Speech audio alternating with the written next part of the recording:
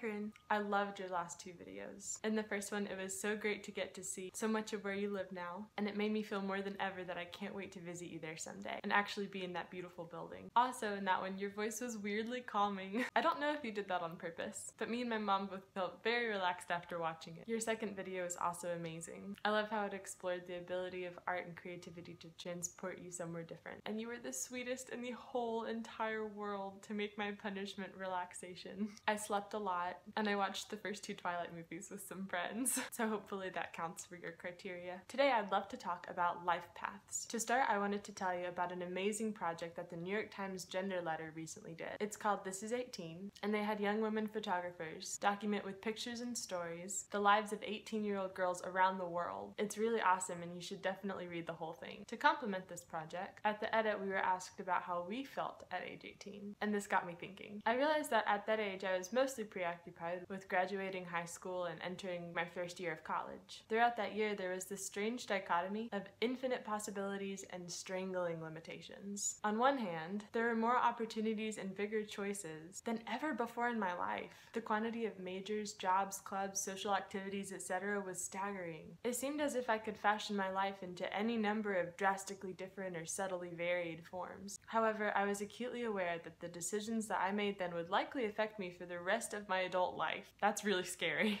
Though the options seemed so limitless, once one option was picked, all alternate options seemed out of reach. Choosing to say yes to one meant saying no to a massive number of possibilities. And with things like what major or what career path I decided, I had to choose not just for like today, but for forever. The list of denied possibilities often seemed suffocating to the point of decision paralysis. I felt unable to choose the perfect one amongst so very, very many. I wish I could tell my 18-year-old self that life can surprise with the unexpected merging of paths that I never thought could overlap. When I chose to be a nursing major, I thought I was giving up on all of my English major wannabe dreams of writing. I knew I wanted the career of nursing and thought that maybe I could try to write a blog or something when I was working as a nurse. But in so many ways, writing was indefinitely on hold. Furthermore, I was agonizing about all the ways I was limiting my future through the decisions I was making. I was convinced that each decision squashed me further into a society-made box of who I am and what I get to do with my life. But then suddenly it dawned on me, God is not in a box. God is not limited by the decisions I make now and what He can lead me to do and help my life to become. And then in January, I answered a question over email for this open application link that my professor sent out.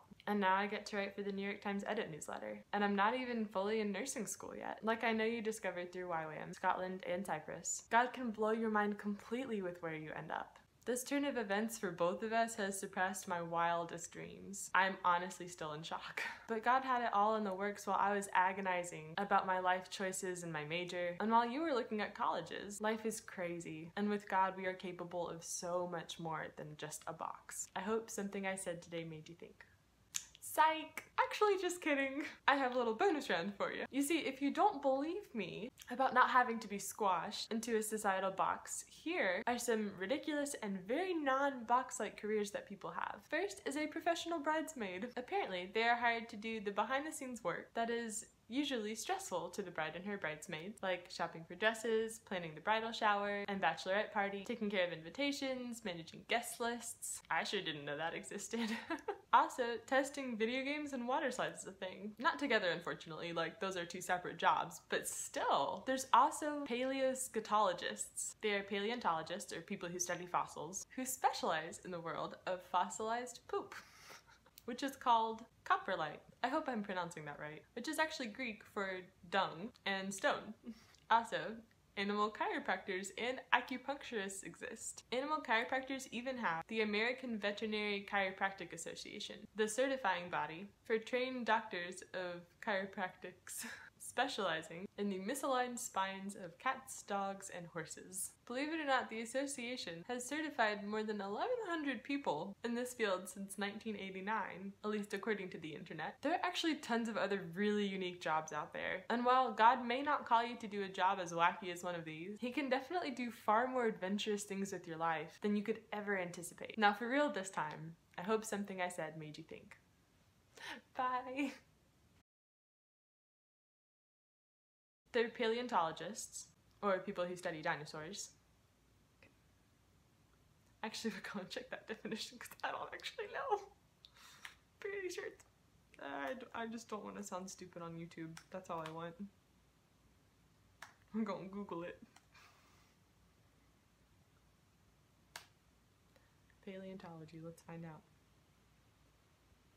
Oh. Fossil animals and plants. Okay, important.